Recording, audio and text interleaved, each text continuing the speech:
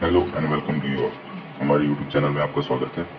आज हम मैथ्स का चैप्टर 1 रियल नंबर्स लेकर आपके सामने आए हैं। ठीक है, हम इसमें क्या क्या पढ़ेंगे, कैसे कैसे पढ़ेंगे, हम बहुत आसानी से ये चैप्टर कैसे समझ सकते हैं, किस तरीके से सॉल्व कर सकते हैं सारे क्वेश्चन, और हमारे बोर्ड एग्जाम्स के लिए किस तरीके से बेटर वे पे तैयार हो सकते हैं, आइए देखते हैं। तो हम इस चैप्टर में समझेंगे फंडामेंटल थ्योरम ऑफ अर्थमेटिक। तो ये इसकी डेफिनेशन समझने से पहले, अभी मैं इसकी डेफिनेशन भी बताऊंगा आपको, हमको ये समझना होगा कि कंपोजिट नंबर क्या होते हैं और प्राइम नंबर क्या होते हैं। ठीक है, कंपोजिट नंबर और प्राइम नंबर। अब कंपोजिट नंबर किसे कहते हैं? जिसके दो से ज्यादा फैक्टर्स हों। ठीक है, जिसके दो से ज्यादा फैक्टर्स हों। ओके, और नहीं, अभी इसका एक एग्जांपल लेते हैं, जैसे 8।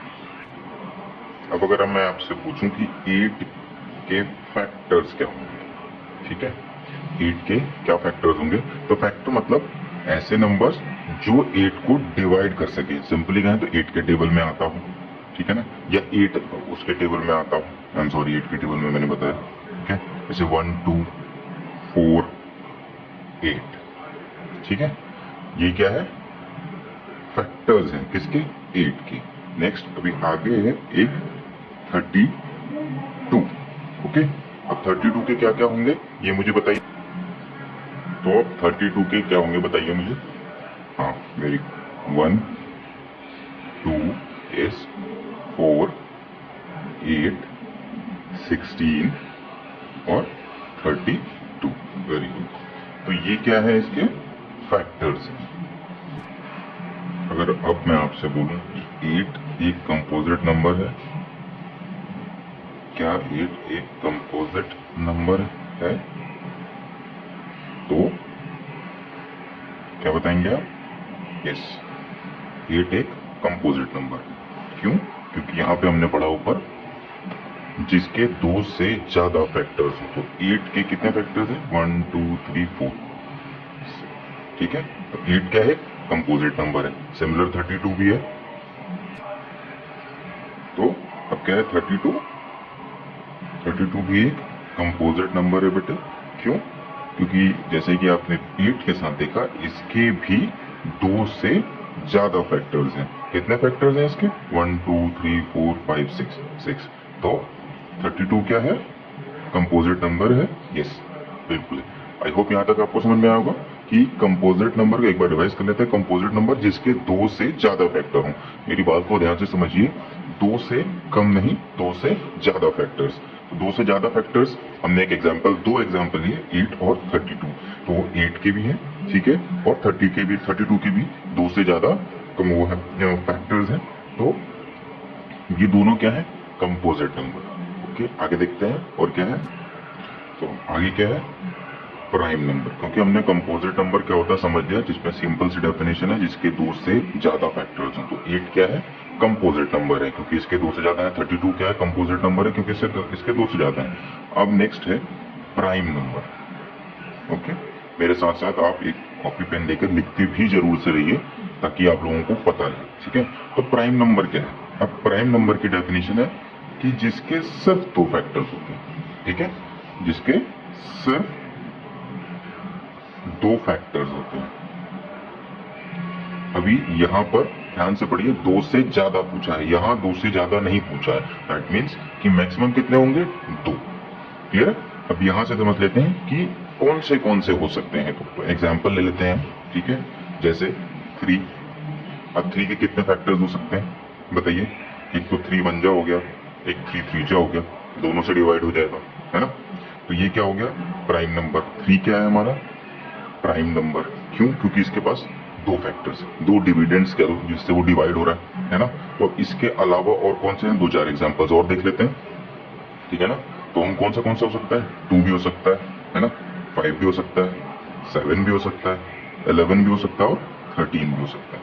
अब कैसे हो सकता है ये मुझे चलिए देखते हैं इसको। क्या है? 2 का एक तो 1 बनेगा और एक 2 बनेगा। ठीक है, सिमिलरली 5 का एक 1 बनेगा, एक बनेगा 5। 7 का एक 1 बनेगा, एक बनेगा 7। 11 का एक 1 बनेगा और एक बनेगा 11। 13 का एक 13 बनेगा और एक 1। ठीक है, सॉरी आप लोग कुछ दिख नहीं रहा है, मैं एक बार कॉपी सीधी कर देता हूँ। हाँ ठीक है, 1 और 11 ये हो गया, 13 और 3 ये हो गया। यहाँ तक क्लियर हो गया आई थिंक। और एक बार चलो रिवाइज कर लेते हैं। प्राइम नंबर क्या होता है? प्राइम नंबर जिसके सिर्फ दो फैक्टर्स होते हैं, जिसके सिर्फ दो फैक्टर्स होते हैं, दो के अलावा उसका कोई फैक्टर नहीं होगा, उसका फैक्टरेशन आप नहीं कर सकते, ठीक है, उसको फैक्टर नहीं कर पाएंगे आप। तो प्राइम नंबर हम किसको, जैसे 3 है, 3 का 1 भी है और 3 भी है, तो 3 क्या है? प्राइम नंबर है। 1 और 3 उसका क्या है? फैक्टर है। ठीक है, यहाँ तक क्लियर हो गया? यहाँ तक कोई डाउट है तो प्लीज कमेंट सेक्शन में मुझे बताइएगा।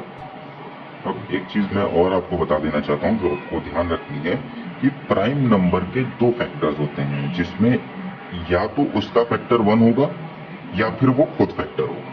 क्लियर है? रिपीट कर लीजिए, या तो 1 होगा उसका फैक्टर या वो खुद फैक्टर होगा, उसका कोई और फैक्टर नहीं होगा। ठीक है, प्राइम नंबर का कोई और फैक्टर नहीं होगा, या तो वो खुद फैक्टर होगा या 1 उसका फैक्टर होगा। क्लियर है यहाँ तक? आई थिंक कि आप लोगों को कंपोजिट नंबर और real number, sorry, prime number difference क्या क्या चीजें होती हैं ये समझ में आ गई होंगी।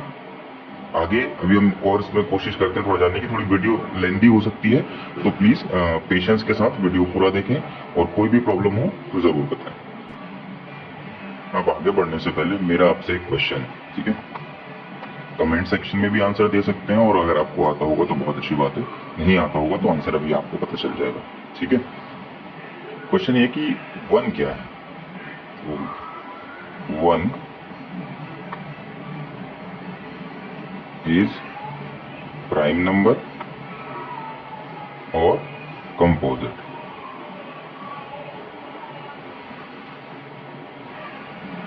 कंपोजिट नंबर बताइए, चलिए बताते हैं।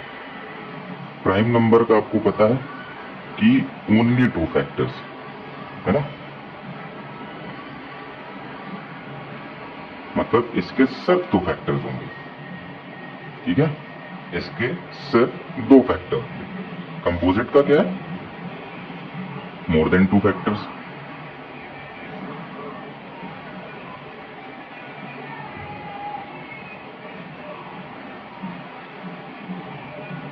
राइट, तो अब 1 है, 1 किस कैटेगरी में आ रहा है? ना तो वो प्राइम की कैटेगरी में आ रहा है, ना वो कंपोजिट की कैटेगरी में आ रहा है।